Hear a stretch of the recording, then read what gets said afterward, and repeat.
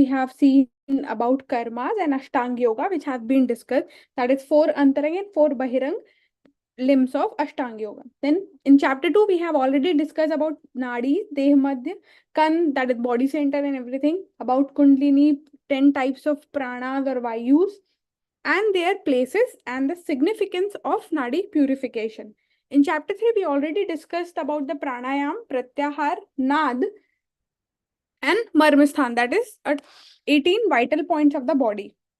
Today we are going to discuss chapter 4, in which we are going to discuss about 5 types of dharana, 6 types of dhyana, that is mainly 2 types of dhyana are there, sagun and nirgun dhyan, and the samadhi.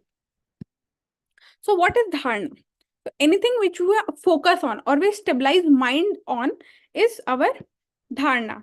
So in Shlok 4.2, it has been said that dharana is a stability of mind at one's own self who has mastered the attributes of yama. Means one who has mastered yam, niyam, and asan pranayam, and their mind got stabilized in his own self or for self enlightenment is dharana.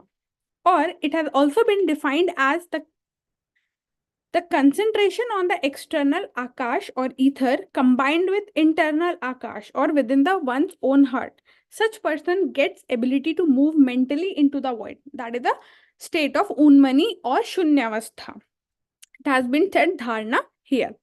Also, it has been defined that concentrating on the 5 mystical letters, that is Bij mantra, lam, vam, ram, yam, or hum, of these 5 elements respectively, that is earth, water, fire, earth, and ether, and is supposed to be done with the deity into their respective body region, which we'll see in the further slides, that how they have indicated to do the dharana procedure. So these 3 practices of dharana have been discussed in the Vashishtha Samhita. So this is called 5 Panchbhautik dharana or 5 elemental dharana. So we have to concentrate on the 5 Bij mantra, that is Lam, Vam, Ram, Yam, and Hum, that is respective to that particular chakras we have in our body. And they are significant with their 5 elements in their body place, which have been written here in the location. So every place, that is location of that particular element, along with the letter, that is Bij mantra, along with the element, which 5 element is related to that particular location and letter, and their deity. For 5 ghatikas, that is 2 hours, we have to perform this dharana.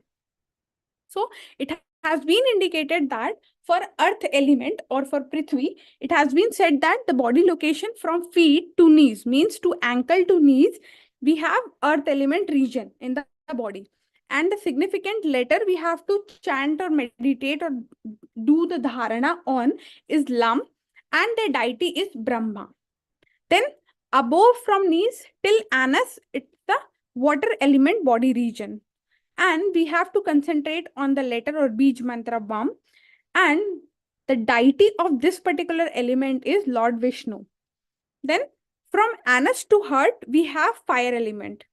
And its Bij mantra is Ram, and the deity is Rudra.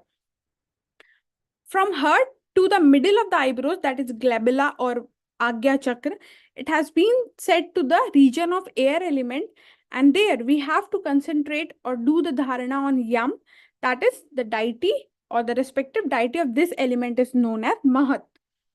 Further, last but not the least, ether element.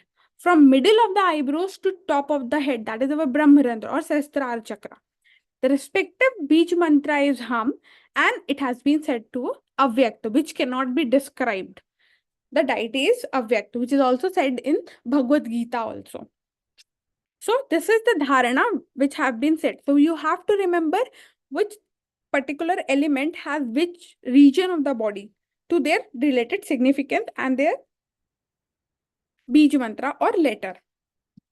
Or you can also remember the name of the dharana which have been mentioned in the text in the Hindi names or the Sanskrit name.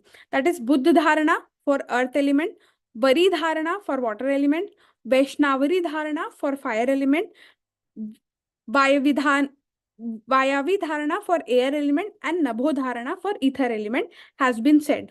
or in relation to chakra, they have been localized as earth element as heart chakra or location is heart region, water as the throat region, fire as the palate, air in the middle of the eyebrow, and ether as the brahmarantra.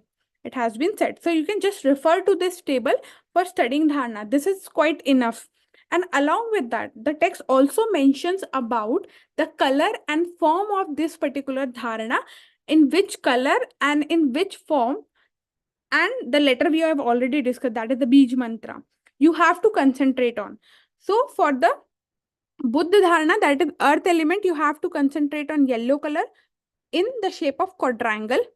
Then Vari dharana, that is water element, you have to concentrate the respective Bij mantra Vam in the white color half moon crescent structure. Then the red for Vaishnavari, that is fire in triangular form.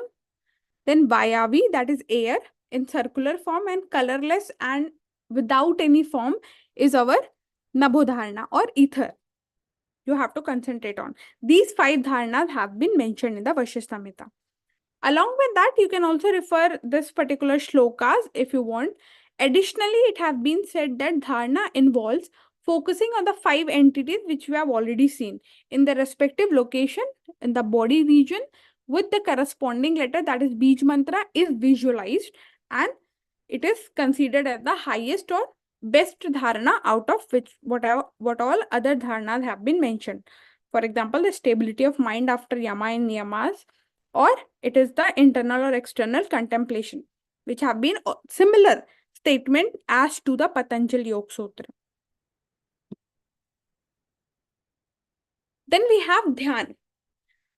So in 14.90, 4th chapter, 19th shloka, it has been said that Vashishtha claims that dharana, dhyana or meditation is that process of discovering one true essence through the mind. Means you can discover your own self, that is the real self, the real Brahma, or what is known as Aham Brahmasmi, the self-realization, self-enlightenment you can do with this process of mind.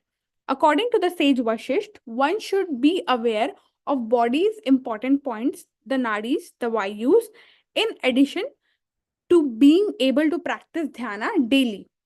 Along with these earlier said contents, for example, Ashtanga Yoga content, which we have already discussed, Yam, Niyam, Asan, Pranayam, Pratyahar, Dharana.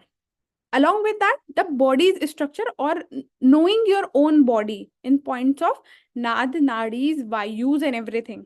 And then being able to perform Dhyana is the procedure to practice Dhyana according to Sage Vashist. So we have 2 types of Dhyana mentioned here, that is Sagun Dhyan and Nirgun Dhyan. So Sagun Dhyan have been said to be followed by 5 methods, or the sage Vashist discuss the 5 methods to practice Sagun Dhyana, and Nirgun, that we all know, which don't have any form or structure or characteristic, that is Nirgun. So it has only one method, which we'll discuss in the later slides. So starting from the Sagun Dhyana, the first, we'll discuss the Nirgun Dhyan, and we have 5 different procedures to follow for Sagun Dhyan. The Nirgun is the best one, which is the feeling of merging oneself with the Brahma, means union of individual soul with the universal soul. It has been characterized as Nirgun Dhyan.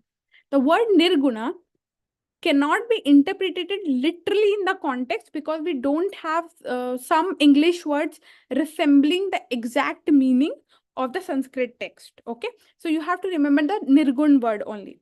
Technically speaking, if so, we have to see that, just a second. Okay.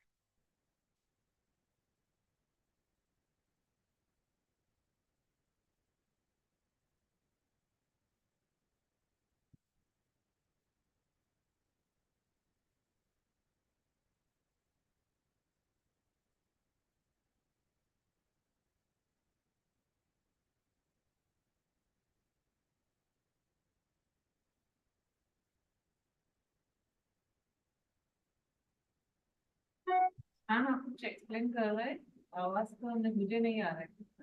Sorry. Wait a minute. Actually, this meeting, something has pop-up has come. So I'm just canceling it out. Okay. Now the slide is visible completely. Okay. So technically speaking about Nirgun Dhyana, it has been said that the Brahma who lacks these quality but possesses the divine ones can be said to be Nirguna, or which is not characterized by the earthly features or characteristics. Okay, so Vashisht explained this Nirgun Dhyana in the sense of a broader perspective which is within the mind and the form of particular universal soul as formless or characteristicsless. Okay, which we say as Nirgun, means we those or which particular individual we don't have any kind of characteristics or form, that is Nirgun, which has been described by the sage Patanjali. Then for Sagun Dhyana, he have described the 5 methods which we have already seen. Okay, so we'll discuss one by one all the 5 methods. The first method they have discussed is where we have to contemplate, or we have to put dhyana on the lotus of the heart having 8 petals. Means 8 petaled lotus, you have to concentrate on your heart region, and mentally you have to contemplate in that 8 petal region. You have to contemplate on Lord Narayana or Lord Vishnu, because I have already told sage Vashisht was a worshipper or a disciple of Lord Vishnu. He worshipped Lord Vishnu. So that's why everywhere he have mentioned the Narayana or Lord Vishnu. So Lord Vishnu having magnificent body, wielding conch, that is Shankh, wheel, club, that is Gada, wearing crown, armlets, his face resembling the moon, and clad in the yellow garment, that is Pitambar, and experiencing one's identity within him. That is realizing that he is me and I am him. Like that you have to resemble and contemplate on with him is the one of the Sagun Dhyana, which have been mentioned in the Vashishtha Samhita chapter 4 from shloka 26 to 31. It has been mentioned. That is the first one. Means in heart region you have to meditate 8 petal lotus is there, in which you have to meditate on a fully fleshed, furnished, characterized Lord Narayana. Okay. Then the second type of Sagun Dhyan which have been mentioned is also in the region of heart, but the petals have not been mentioned. So here in this particular lotus of heart, you have to imagine or you have to contemplate, put dhyana on Vaishnavara, the fire. Kindled in it like a breezeless lamp. How a lamp is lightened up without the space or without the exposure of air, which is very steady and constant. Okay, so you have to imagine or contemplate on that type of Vaishnava or the fire flame, and seeing within its flame the supreme self, and mentally developing an attitude of identity with it, and also a type of Sagun Dhyana. Means on that flame you have to concentrate on your supreme self in that lotus of heart. That is the second type of Sagun Dhyana mentioned. Then the third type of Sagun Dhyana mentioned in the Vashishtha Samhita is in between the eyebrows or in the Agya Chakra, you have to contemplate on your own self in the form of light. That is a kind of Jyotir Dhyana, which we have already seen in Ghiran Samhita and some other texts. So here it has been said you have to imagine yourself in the form of light in the eyebrow center and experience that am I. That is Aham Brahmasmi, and is known as Sagun Dhyana as per Vashishtha Samhita. This is the third type of Sagun Dhyana mentioned here. Then on the Then fourth could we type go of to the Sagun second Dhyana, type of dhyana? sorry, Could we please go to the slide on second type of dhyana? second one, okay, this one is second. You see, it's similar to Tratak. But this is the internal. Sagun Dhyana is all about internal this thing, okay. You can say, but here in text, don't mix up with the other context. Otherwise, you will be more confused. Okay. So here, dhyana is like you can directly say a dhyana with an object. Okay. Because Sagun dhyana is what? You need a root to be stabilized as like tree. Okay. You can say the procedures are quite similar, but we cannot just relate them because these are two different practices. Because Trataka is a type of Kriya also. So don't merge with it. It will be easy for you. What is Ellen represents here? Ellen, first bullet point. This one in Yeah, in, huh? in is basically where you have to contemplate on. Okay, that is the region, location it is. In the lotus of heart, you have to contemplate on this type of thing I'm telling about. Okay. So in fourth type of dhyana, it has been mentioned that in the lotus of heart, having 8 petals means 8-petaled heart, 8-petaled lotus in your heart region, you have to contemplate on of oneself in the form of child, and seeing that form of being means your childhood filled with the nectar, and considering that I, that means yourself or I, myself, the supreme Brahma, and such an experience is called Sagun Dhyana. Means you have to imagine in that heart region, you have an 8-petal lotus. Into that, you are in the childhood form, filled with nectar, and considering yourself as a Brahma, because Aham Brahmatmi, that relation or that enlightenment that you are the only one who is the supreme soul, or you are the essence of that supreme soul, is the self-realization, or that is the ultimate goal of human life. So that you have to realize here. And here, while discussing this, Vashishtha again reminds us that this is our performance or duties without expectation of fruit or for anything else, for the sake of salvation, because the ultimate goal of human life is moksha, kam, arth, dharma, moksha. Okay. So the moksha or for the sake of salvation, you have to perform such kind of duties, which have been said here as an Ashtanga Yoga. And the last type of Sagun Dhyana he discussed here is in the solar plexus, that is your umbilical cord. And in its middle, you have to contemplate on the golden Purush, that is Hiranyagarbha, seated in the lotus posture, illuminating the whole world, perceiving that with the mental conviction that I am that. Again, the same thing, I am Brahma. Or in short, we can say that here the whole type of Sagun Dhyana, you have to contemplate on certain things in the form, but the thought should be the same. I am that Brahma, or Aham Brahmasmi. That thought should be the same. And this is related, or this is regarded as the excellent dhyana. Means dhyana on the solar plexus, on the Hiranyagarbha or golden Purush or golden man, is the supreme type of dhyana they have mentioned. So this is all about the dhyana. Being possessed with the yam niyama and everything about Ashtanga Yoga, which have been discussed till here, the prana subduing the senses means pratyahara. Being associated with dharana means once you have established the dharana, you have made your own goals, and continuing practicing the dhyana, you can lead to the samadhi. And then he discussed samadhi in the 4th chapter itself, that samadhi is a state of identification, because you realize yourself. That is, it is known as self-realization. Okay. So that state of identification between the individual self and the supreme self. Okay. Means at that particular point of time, you realize yourself and the universal self. That this is not the two different beings. The essence of that supreme being is I. This identification of the individual self with the supreme self is also known as samadhi. So this state of self-realization is known as samadhi in the Vashishtha Samhita. It has also been said that as he goes on meditating on the self, means self-realization, he attains samadhi. Means while you undergo in such kind of sagun dhyana and nirgun dhyana, you attain samadhi automatically, which have been said in all other texts.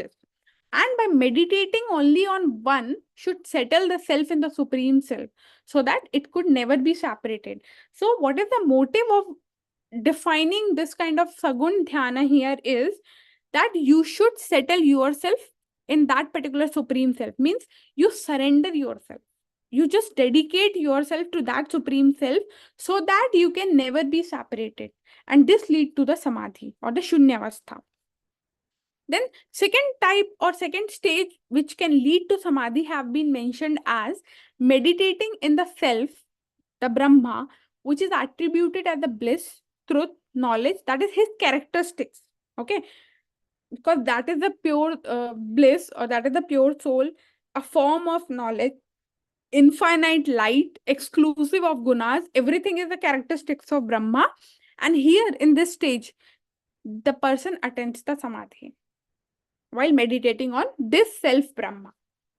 Then on the other state, meditating on the self, the embodied supreme self, Lord Vasudev, within the cardiac lotus, that is eight petal lotus in the heart region, here only he attains the samadhi. These are the all 7 steps which have been discussed by sage Patanjali, which leads to samadhi. As like Ghiran have discussed different types of samadhis, right? This Raj Yoga, this particular practice leads to this Raj Yoga samadhi. That particular practice leads to Lay Yoga samadhi. Like that, here Sage Vashisht describe the 7 types of situations, or you can say circumstances, where one can lead to samadhi. Moving towards the 4th one, meditating on the Lord in the form of fire, merged into flames, dwelling in the middle of the cardiac lotus or the heart region, he attains the samadhi. Then meditating on the self, the embodied person, staying in the cardiac lotus, dipped in the nectar, here only attains the samadhi. Means whatever I have discussed in Sagun Dhyana, if you are getting perfection into that, if you are leading to the master level, you lead to the samadhi. But that is for the instant one. And when you continue the practice and you enlighten yourself with that supreme soul, you will constantly be in that samadhi. Okay. So moving to the 6th point, that is meditating on the self, the golden tawny Lord, that is Hiranyagarbha, staying in the middle of your eyebrows, that is Agya Chakra. Here the person or the sadhak attains samadhi. Or meditating on the self, Lord, in the form of solar disk, Hari, that is Lord Vishnu again, with the golden figure, here only attains the samadhi. So these all 7 circumstances or the situations which can lead to samadhi, which is quite related to your Sagun Dhyana and types of Dhyana only. So what benefits, because we already completed these steps of Ashtanga Yoga here till the samadhi. So these Ashtanga Yoga leads to pious, meritorious, and destroyer of the sins. Means this Ashtanga Yoga will free you from bad deeds, your sins, and will never lead to that again cycle of birth and rebirth. Means you will be completely free. You will get the moksha or salvation. Further,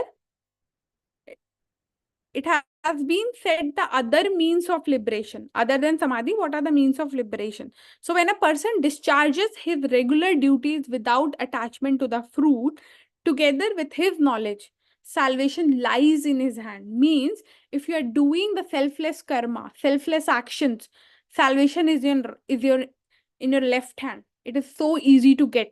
Like that, it has been mentioned here. Then second method to lead to liberation other than samadhi or ashtanga yoga, one who reads this pious episode daily with a stable mind. Means this particular text, Vashishtha Samhita, with a stable mind, becomes free from all the sins and becomes real knower of the truth. Means those people who are listening to this Vashishtha Samhita daily with a stable mind, with a dedicated this thing, will know the real truth, and their sins will be destroyed and they will be free from the cycle of birth and rebirth. Then the third method has been said that if a person attends to this directive daily with a faith, devotion, he rids himself from sin accumulated throughout the one lifetime within a day. Means if you attend this directive or dialectical thing from a guru or someone, this discourse with faith and devotion of Vashishtha Samhita, you can get rid of your sins within a day. Means for your overall lifetime, whatever you have created or accumulated your sins or samskaras, you can just vanish it off in one day by just listening in the directive way with the faith and devotion, Vashishtha Samhita. Then if a person listens to this discourse of Vashishtha Samhita on yoga and ponders well over it, means one who follows it, he attains the omniscience. That is, he can attain the ultimate stage of the human life, that is the union only, that is liberation. So to those who possess this knowledge, who attend their regular duties, even gods bow down. So sage Vashishtha have been said that those who follow rituals, those who follow their actions which have been done as per said in Vedas and other scripture, the god bow down to him. Means they give them liberation by their own self. And the last method which have been said is one who is frightened of this world should carry the regular duties for salvation by being possessed with knowledge until one's death. Means by the means of knowledge or the gyan, you can also achieve your salvation by doing the regular duties along with knowing that jnana. Okay. So Vashish never favors the renunciation of actions. Okay. So you have to remember this particular point. So this ends with the Ashtanga Yoga as well as the chapter 4th of this text. So till now, any doubts on the chapter 4th? Anything to ask? So we'll move further.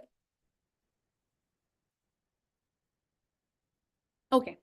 So in chapter 5th, it has been discussed about the Atma or soul description, basically. And these are the extra things you have to keep an eye on that have been discussed in chapter 6 and chapter 5th. So here, Shakti, the disciple of Sage Vashishtha and the son of Sage Vashishtha, asked him that if a soul or Atma is transcending gunas, is immaculate, ever blissful, devoid of old age, immortal, oh then Father, what is being born or destroyed and where it stays after that?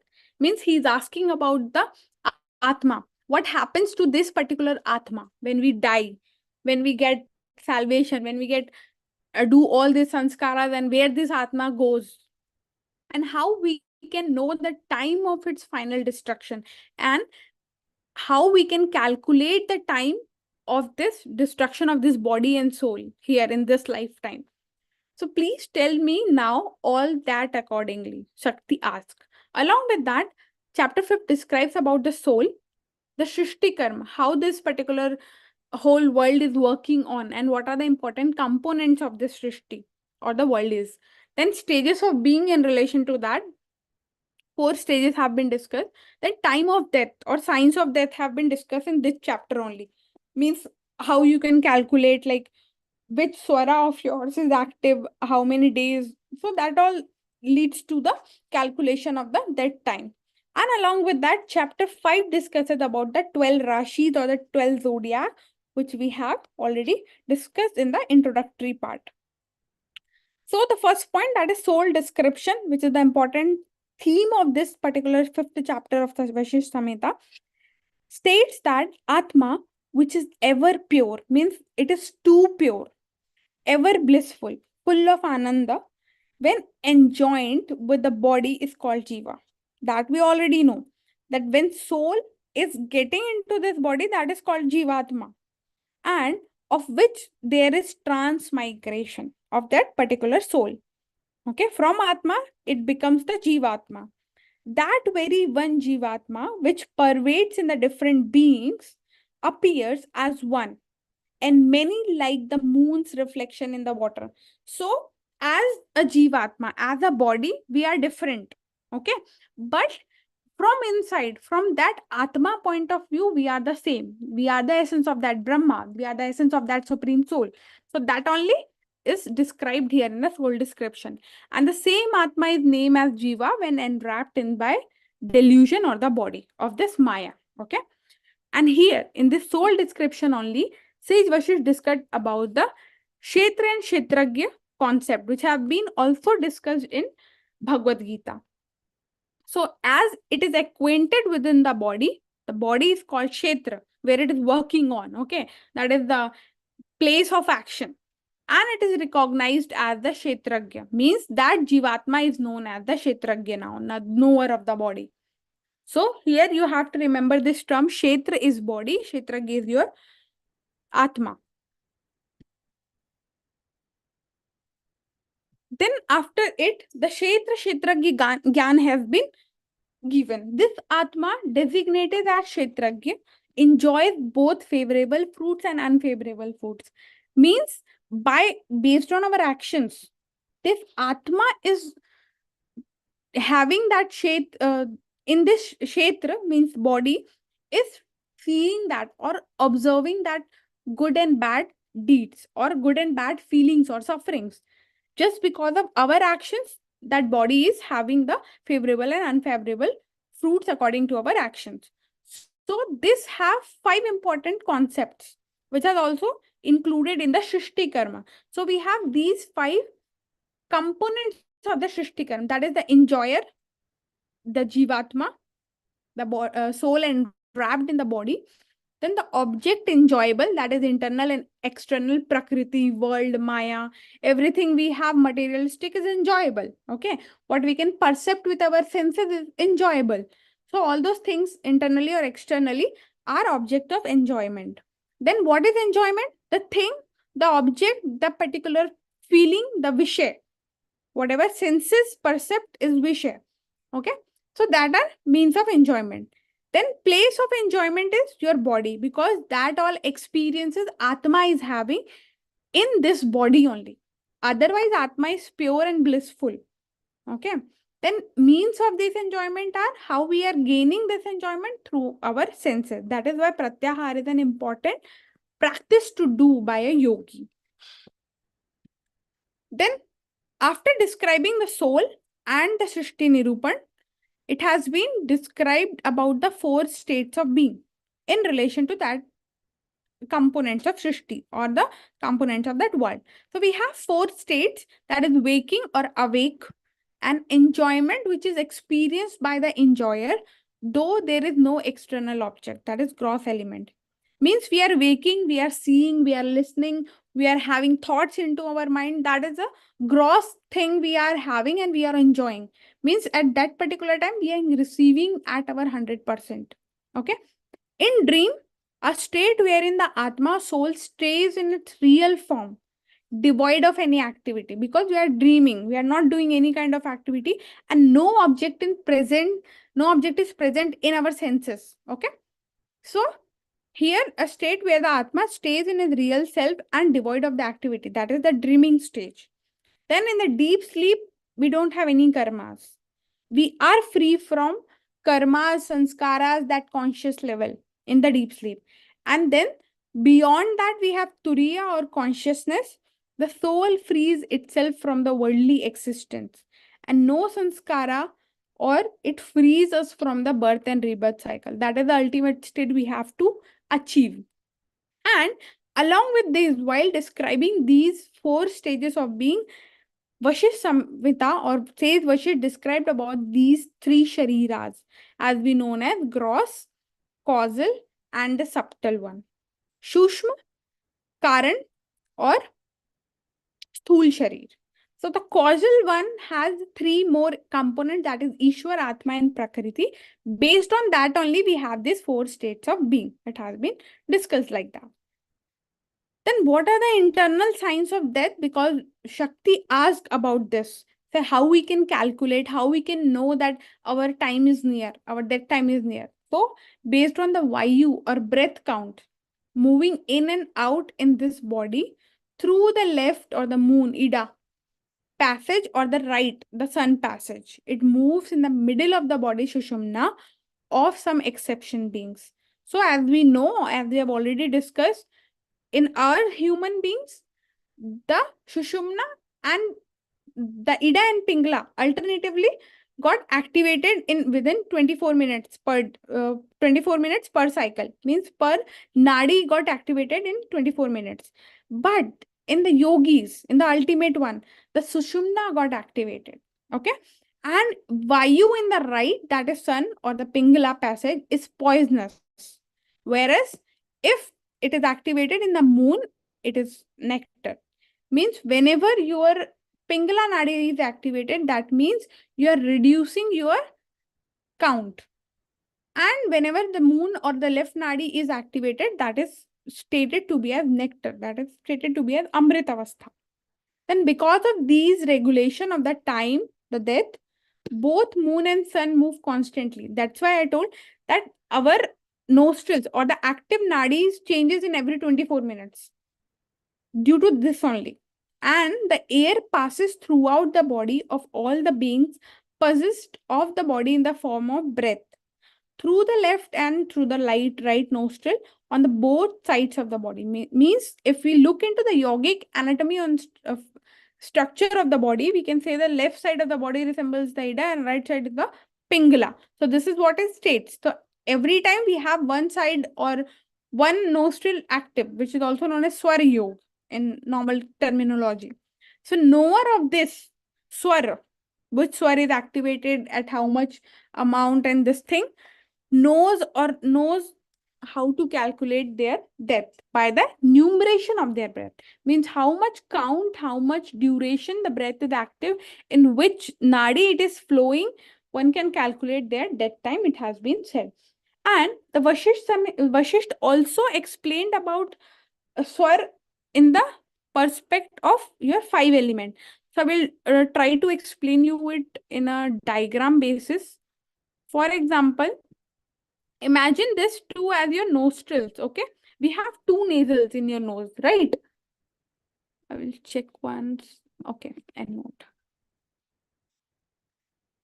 This is your nose, okay? So we have two nostrils. This is our one nostril, this is our second nostril, okay?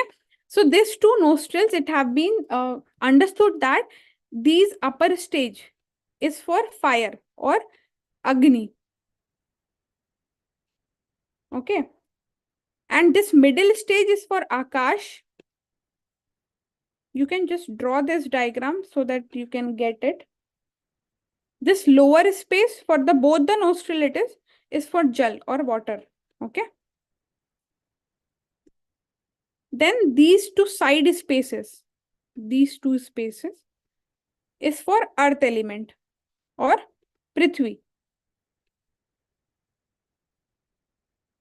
So based on this thing, it has been explained that who is knowing where the swar is flowing, means where the prana is flowing, in which region, they can calculate their dead time. It has all been discussed in Vashishtha Samhita. In that detail, we don't have to study. You just have to remember all those points and this thing. I'll just erase this once a second. Okay.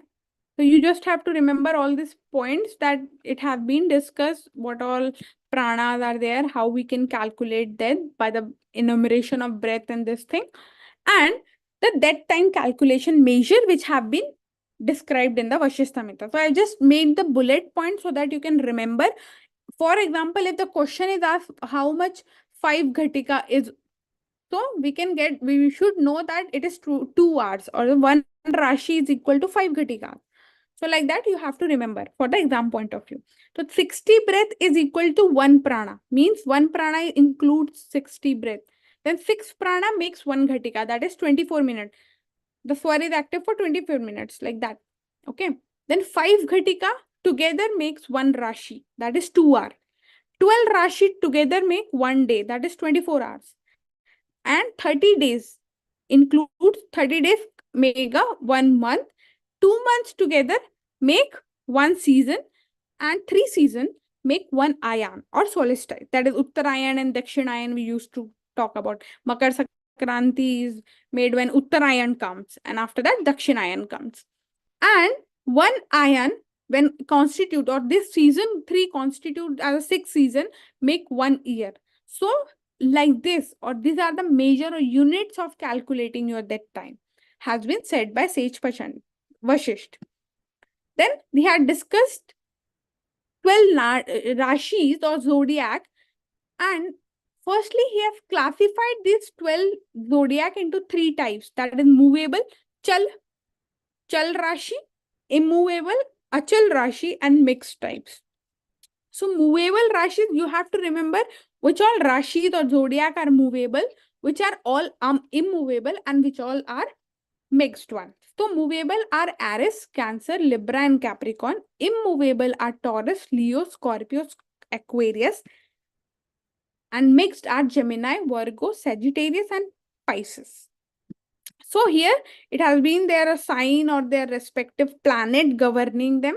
So you can also remember this English or Hindi names, whatever suits you. So based on these 12 rashis, the breath numbered in the 12 rashis move in and out with the grahas, that is planet daily. Means along with the breath, the swar knowledge, you have to know about these rashis. In relation to these rashis, the planet moves with it. Means together the breath, the zodiac and the planets constitutes your death time or your lifetime. Therefore, the duration of the rashi is reckoned only with the 5 nadis or ghatikas, which have been already we have seen in the death calculation. Then in chapter 6, it has been discussed that Shakti asks first about what it means or what means a knower of Kala. Means what are the means that one can know their death time and can they overcome their death? If they, how they can overcome their death. Okay, so the sage Vashish told him about the 4 methods one can overcome their death. Okay, first is the Om Gayatri or Tarak mantra. Second is the Trayambak or Rudra Dhyana. Third is the Narayan Dhyan, and fourth is the Samadhi. These are 4 means of getting overcome with the death, which have been discussed here. So first, the Gayatri and Pranav Dhyana or chanting, that is realization and practice of these mantra. Pranav, that is Om or Gayatri mantra, lead to purification of the soul, leading to the control of prana. Means you can conquer your prana or breath. And these sanyama at different body locations and perception of Om leads to win over your death, or you can conquer your death. The second method, that is Trayambak method or mantra or Rudra Dhyan. One has to meditate on the center of the heart, recite the Soham mantra. Or one can worship the self-proclaimed linga, that is Swayambhu. We all know about some of the, Shivlings are self-proclaimed. Means they are born out by their own self. So that lings you have to worship. These protects from you from death. It has been mentioned here. Then third is the Narayan Dhyan. So you have to meditate on the center of the heart and meditate on the Lord Narayan or Vishnu with his characteristics, which we have already discussed in the text, and completely merging himself therein. Means you have to devote or surrender yourself while meditating to the Lord Vishnu. And the last thing, that is Samadhi, is proclaimed as the voidness or shunyavastha, devoid of all the desires. In this state of voidness, means where nothing exists, nor the sanskaras, nor the karmas, nor the desires. That is Samadhi. That is the state of voidness. That is the state of zeroness or shunyavastha is Samadhi.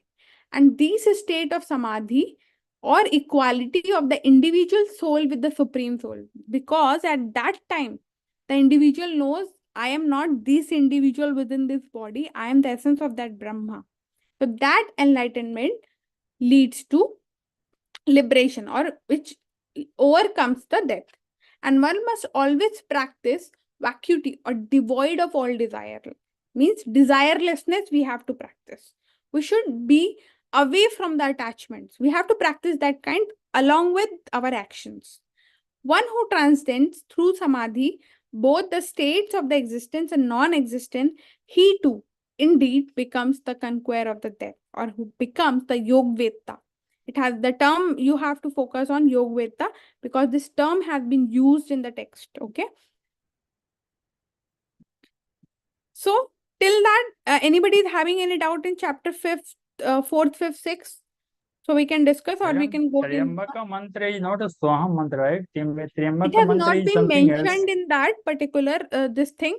It has only mentioned that you have to concentrate on your heart center with the Soham. They have mentioned, and the Swayambhuling you have to worship for. Trayambak mantra in our daily practice is something else. Okay, but here it is something else. What it has been stated. It has not stated that particular text in the mantra in the text. Okay. So we cannot say that which Trayambak mantra or what is, or he has only already stated the Soham mantra as a Trayambak mantra. We don't know that. Okay, so you just have to remember that in Trayambak mantra Rudra Dhyana, they have stated about the Soham meditation and mantra along with the Swayambhu worshipping, or the links which are self-proclaimed, you have to worship that. Anything else from this, apart from this?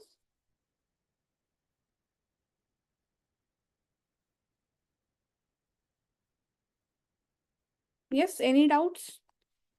We'll wrap up the class. Chapter If you have 6 any is doubts, our syllabus. sorry? Chapter 6 and 7 is in our syllabus. Actually, it is not there exactly, but recently in Zodiac and this kind of thing, they have asked some questions. So I have covered that because that is very necessary.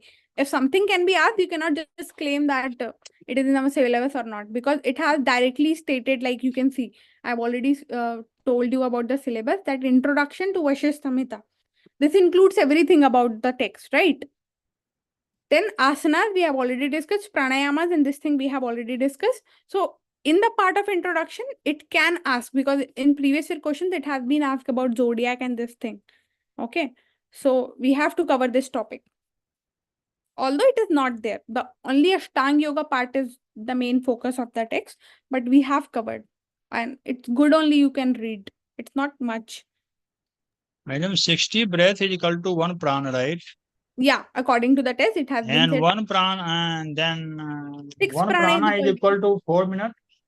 That has not been mentioned, because in some other text there is some variation in the prana counting. Okay, but here it is said that in 6 pranas makes 1 ghatika, that is 24 minutes. So if we Right. divide So it, equal this 6 prana, if it is 24 minutes, so 1 prana is equal to 4 minutes, right?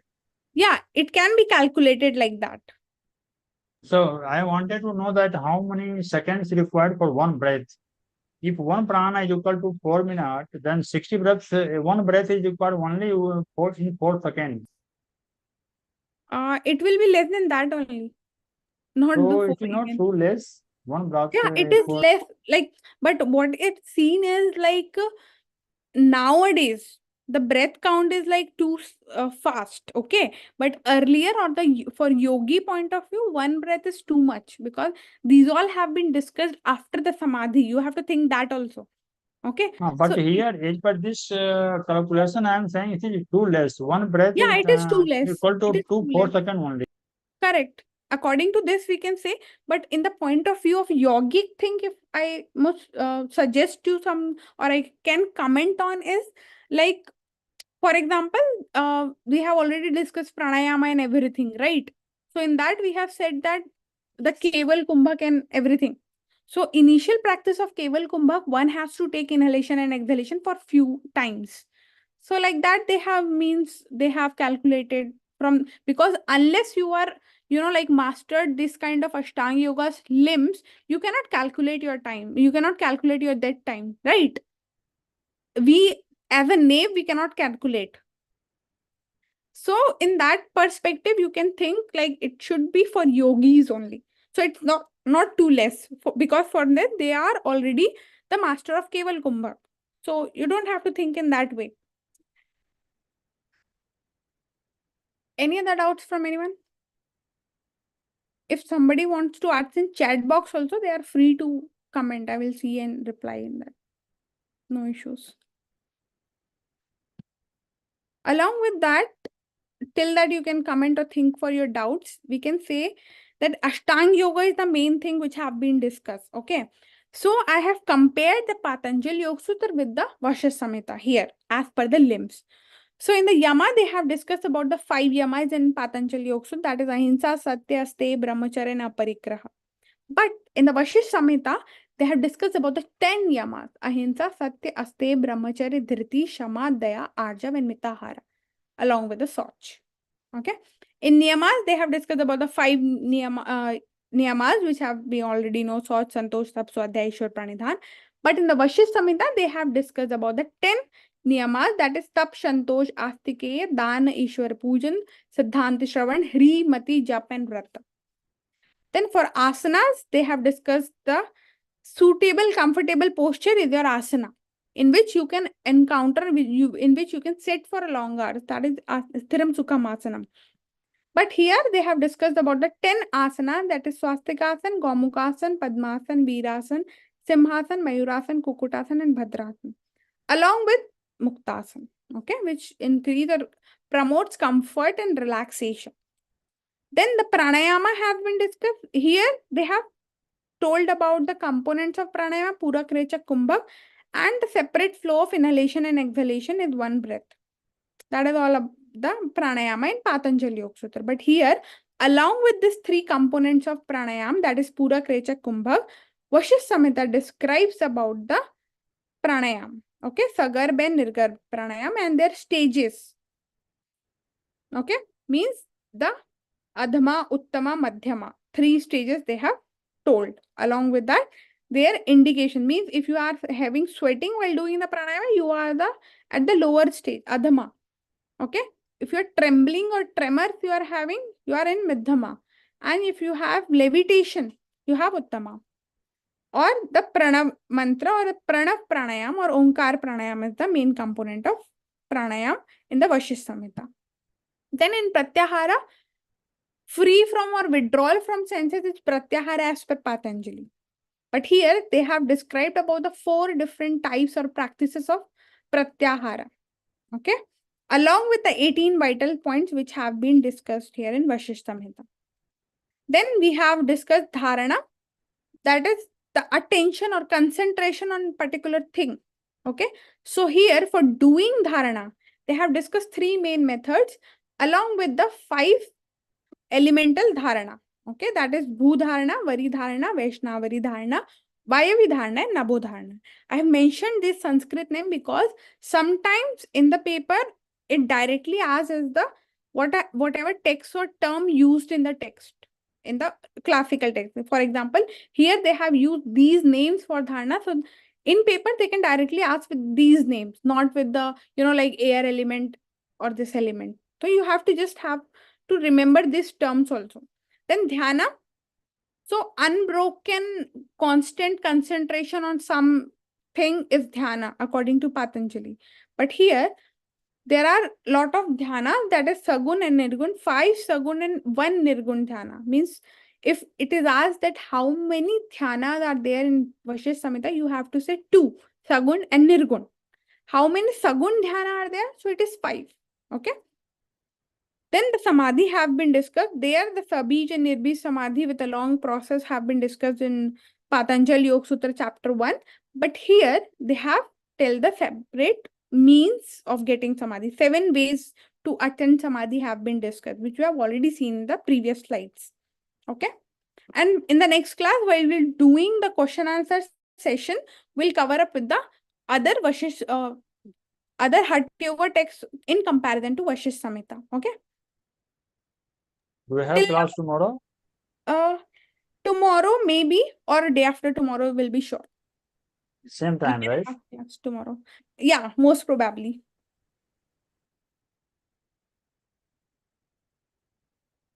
So any doubts It for will take another 1 class or 2 class? when? Tomorrow or when? No, I'm saying total how many classes is required to complete this subject? Vashishtha Samhita has been done. It has been completed. Okay. For the upcoming class, we'll discuss the comparative thing and the question answer sessions. Okay. So that you can have, just have a clear concept or this thing. So Vashishtha Samhita is done. Next, we are going to start with Siddha Siddhant Paddhati soon. Maybe the class next after tomorrow or day after tomorrow, we will start with Siddhant Paddhati. That is the second test I am going to start with because these are the only 2 texts I have to teach. Vashishtha Samhita and Siddhanta Paddhati, right? Correct. So Vashishtha Samhita, I think 1 more class is required to complete. That is for a comparison and this thing question answer Question session. answer. Otherwise, your text is completed.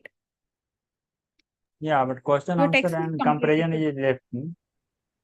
Yeah. That I will cover up in the next class. Upcoming class will be that only. So till that, I will share the slide also so that you people can also come with, like once you go with the slides, okay? Because while teaching, it's quite easy to look into, okay? But while studying by yourself, how much you can gain from that slide is very much essential. Okay. So I must say that all the people should go with the slides and then come to the next class. So you can, while doing the question answer session, you can answer some of the things so that you can gain confidence over this particular text or concept. Okay. Do you require to refer any book, or this PPT slide is sufficient to? If you want, I can share the PDF of the book if you want to read further. But for the exam point of view, you can also rely on the PPT. Okay. You Because can it's share the quite... PDF on the group. Yeah, I will share it. No issues. I will share it tomorrow morning. Along with the PPT, ma'am will share. I guess Anuja ma'am shares the PPT, right? So she will share with you PPT and I will upload the book in the group itself. Okay, any doubts for today?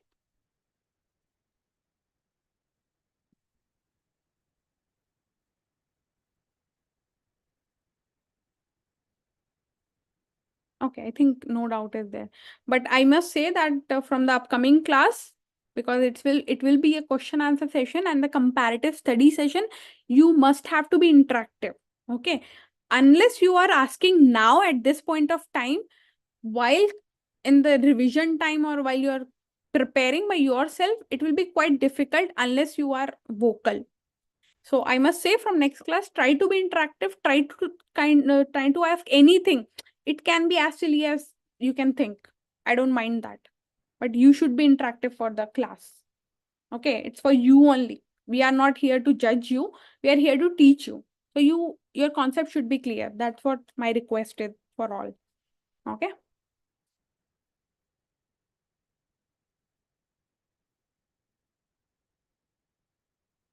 Okay, I think good night to everyone. Yeah, madam. Thanks. Okay.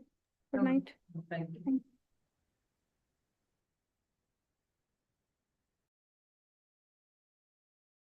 Good night, madam.